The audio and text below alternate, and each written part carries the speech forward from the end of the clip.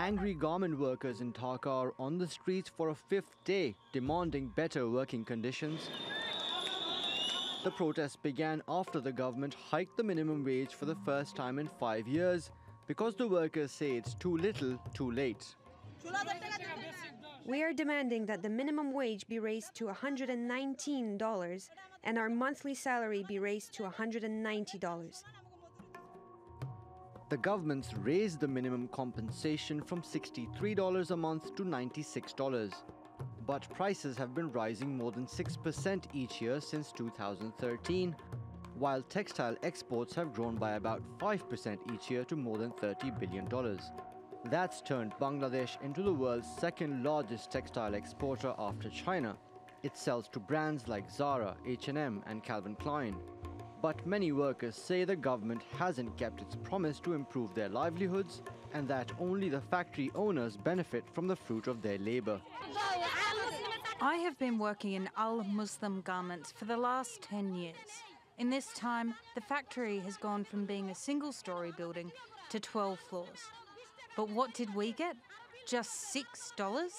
So far, the government's responded with force, killing one protester and injuring dozens of others.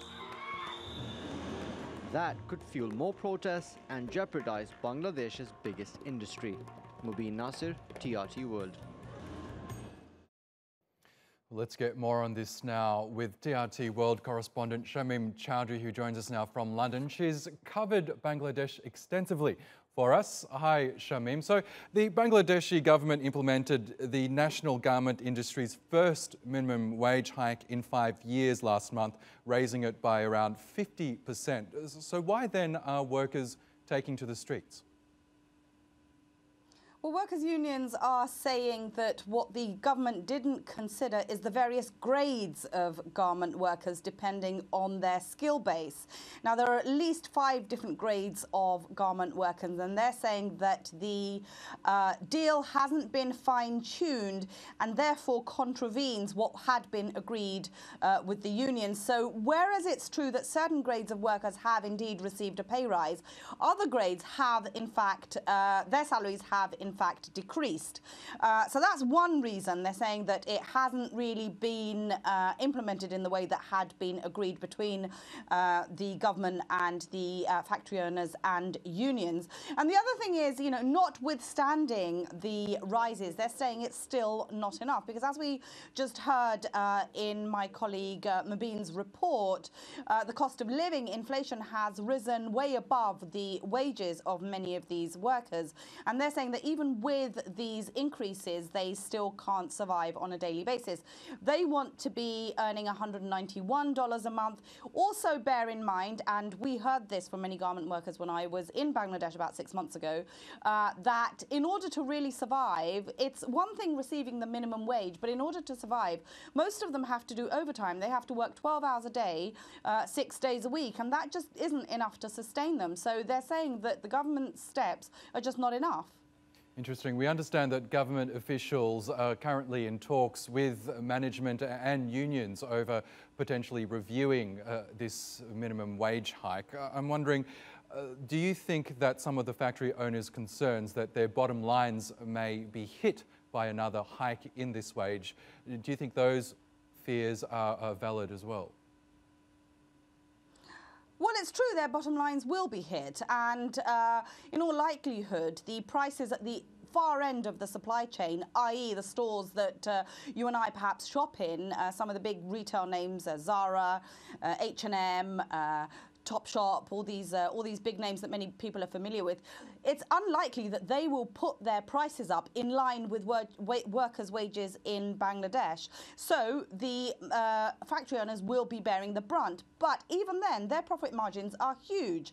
There are about 3,000 or so factories in Bangladesh that supply to Western retailers, about 4.5 million garments workers, of which at least 60% are women. Even with the wage increase, the garment factories will be making massive, massive profits, given that Bangladesh is the second largest supplier of garments in the world after China. There is this fear that Western buyers will take their business elsewhere, countries like Cambodia, Vietnam and India. But even with these price increases, Bangladesh still has among the lowest salaries in the world. So I don't think they have anything to fear just yet.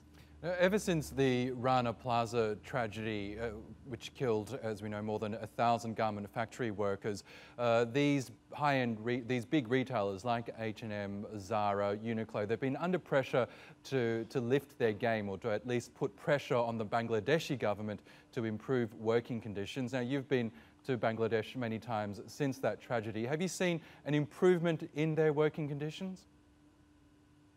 In all fairness, Oscar, I have seen improvements. We were just there in July last year, about 6 months or so ago, and we visited one factory which was, to be quite honest, very well equipped. It had fire extinguishers, it had all manner of health and safety equipment fitted into it, and we know that about 90% of factories which were hazardous have been improved.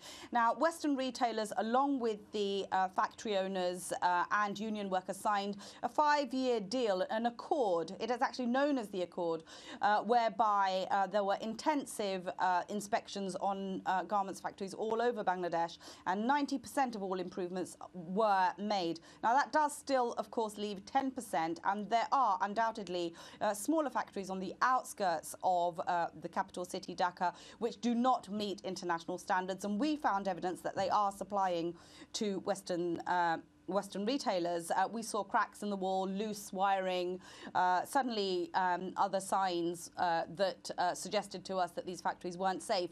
But to be fair, I think many factories are now far safer than they were about 5 years ago, and some have even won awards. Okay, Shamim Chowdhury, we will have to leave it there, but thank you so much for that update from London.